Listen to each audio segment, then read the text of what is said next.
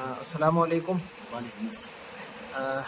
आज हमारे साथ रामपुर की एक ऐसी शख्सियत मौजूद हैं जिन्होंने दीन और दुनिया की तमाम क्षेत्रों में बहुत बड़ी उपलब्धियां हासिल की हैं और समाज को बहुत हद तक नफ़ा पहुंचाने का काम किया है।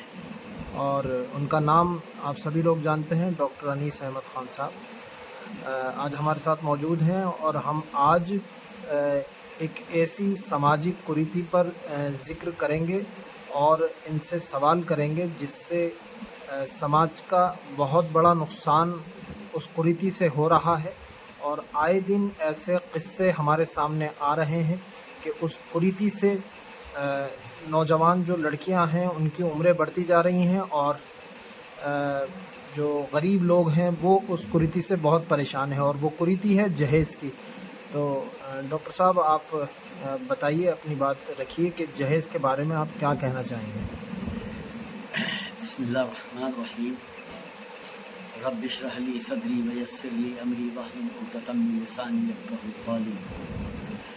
जैसा कि जनाब तारिक साहब आपने मुझसे सवाल किया है, आज के इस माशरे में, हमारे समाज में जो जहेज़ का मामला है ये बहुत ही ख़तरनाक है।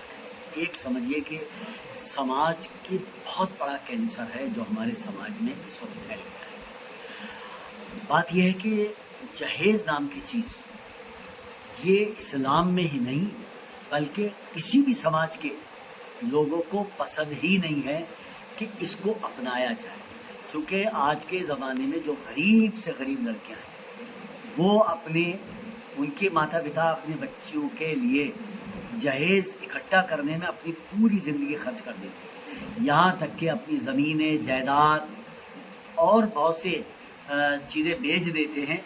और ज़्यादा ये होता है कि कभी कभी वो सूद पर पैसा लेते हैं और सूद जो है वो देते ही ख़त्म हो जाते हैं।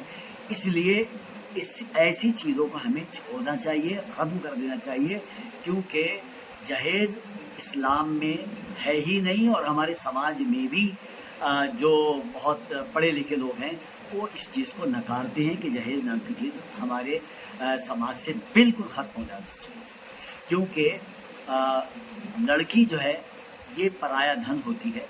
हम इसको दूसरी जगह भेजते हैं तो उसके जो माँ बाप के दौलत होती है, जायदाद होती है, विरासत होती है, उसमें उसका हिस्सा होता है जो कि हम भूल गए हैं। हमें चाहिए कि हम उसके हिस्से को जो उसके वालिदैन के विरासत में होता है उसे दें। और ये जहेज़ नाम की जो एक हमारी यहाँ कुरीति फैल गई है इसे हमें ख़त्म करने की ज़रूरत है।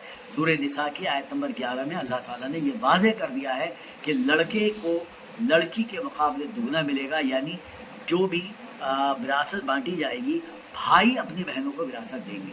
अगर भाई अपनी बहनों को विरासत दें तो जहेज़ नाम की चीज़ अपने आप ख़त्म हो जाएगी, क्योंकि ये इस तरह हमारे समाज में शादियां, निकाह बहुत आसान हो जाएंगे। और निकाह को उस ज़माने में इतना आसान समझा जाता था कि एक एक शख्स अपना जब निकाह करता था उसको पता ही नहीं चलता था कि मेरा निकाह किस तरह से हो गया। आज अगर कोई शख्स निकाह करता है, शादी करता है, तो 2 लाख, 3 लाख, 10 लाख, 50 लाख इतना रुपया उठा देता है। अगर हम इस पैसों को बचा लें तो यकीन मानिए बड़ी बड़ी इंडस्ट्रीज़ लग सकती हैं, बड़े बड़े कॉलेजेस और बड़े बड़ी यूनिवर्सिटीज़ बन सकती हैं, बड़े बड़े हॉस्पिटल्स बन सकते हैं, अगर हम इस पैसों को बर्बाद ना करें। इसलिए कि ये पैसा अगर हमारा समाज के उत्थान में लगाया जाए तो वो ज़्यादा बेहतर है मुकाबले कि शादियों में खर्च किया जाए। अगर हम शादियों में खर्च करने से अपने आप को बचाते हैं तो मैंने पूरे इंडिया का जो जायज़ा लिया है, ख़ास तौर से मुस्लिम समाज में 173 अरब रुपया डस्टबिन में जा रहा है, कूड़ेदान में जा रहा है, इसलिए कि वो पैसा बर्बाद हो रहा है और हम उस पैसे को बर्बाद होते हुए देख रहे हैं। और समाज में جو لوگ دیکھ رہے ہیں وہ اسے بہت ہی اچھی طریقے سے اٹینڈ کرتے ہیں. کبھی وہ یہ نہیں کہتے کہ ایسی چیزوں کو بالکل نہیں ہونا چاہیے. یہ ساری رسمیں، سارے جو خرافات آج ہم نے اپنے سماج میں شامل کر لیے ہیں، جس کی وجہ سے شادیاں، نکاح مہنگے ہو گئے ہیں. لہٰذا ہمیں چاہیے اس کو آسان سے آسان بنایا جائے تاکہ پیسہ ہمارا بربادی سے بچے اور اچھے کاموں میں لگے. اچھا، اس میں ایک سوال اور ہے، جیسے کہ شادی کے بعد جو غلط کریتیوں کو اپنا کر اور سنت سے ہٹ کر جو لوگ شادی کرتے ہیں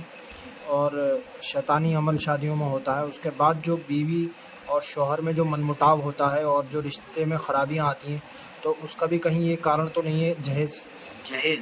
جہیز کے ساتھ ساتھ وہ بہت سی باتیں جو ہم نے سماج میں گڑھ لی ہیں، جیسے شادی کے بعد بہت سی رسمیں لوگ کرتے ہیں، یعنی چوتھی ہیں، چالے ہیں اور بہت سی چیزیں ہیں. یاد رکھیے یہ شادی ایک ایسا بندھن ہے، میاں بیوی کی خواہشات کو پورا کرنے کا بہترین ذریعہ ہے. لیکن اگر وہ اتنا پیسہ اگر آپ لگائیں گے تو پھر وہ اپنی خواہشات کو برے طریقے سے استعمال کرے گا اور وہ بگڑنے کے چانسز اس کے اس زیادہ کا ہوں گے. غلط خمیازہ ہمارے سامنے آتا ہے بعد اس کے لیے آپ دیکھیں کہ کتنے نوجوان لڑکے غلط کاموں میں ملوث ہو گئے کیونکہ ان کا نکاح، ان کی شادی اتنی مشکل ہو گئی ہے کہ ان کے، اور ایسا نہیں ہے کہ وہ گناہ گار ہیں بلکہ ان کے والدین بھی اس میں گناہ گار میں ان کو بھی شامل کیا جائے گا، کیونکہ انہوں نے اپنے بچوں کی عمریں بہت زیادہ کر دی. کیونکہ یہ نہیں ہو، یہ ہے ایسا ہو، اور یہ بلڈنگ ہو، اور یہ ایسا، مطلب تمام چیزیں ہونی چاہیے تب جا کے ہم اپنے بیٹی کا یا بیٹے کا نکاح کریں. جبکہ قرآن یہ کہتا ہے سورہ نور کی آیت نمبر 32 میں، اگر تم غریب ہو تو نکاح کر لو، اللہ تعالیٰ تمہیں اپنے فضل سے غنی کر دے گا. تو اللہ تعالیٰ یہ فرماتا ہے اگر تم غریب ہو تو نکاح کر لو، اللہ غنی کر دے گا. ہم کیا، تم پہلے غنی ہو جاؤ بعد میں نکاح کرو، تو قرآن کے خلاف ہو جائے، یہ قرآن کے خلاف بات ہو گئی. تو یاد رکھیے صحابہ کرام یہی کیا کرتے تھے کہ جب انہیں کوئی پریشانی ہوتی تو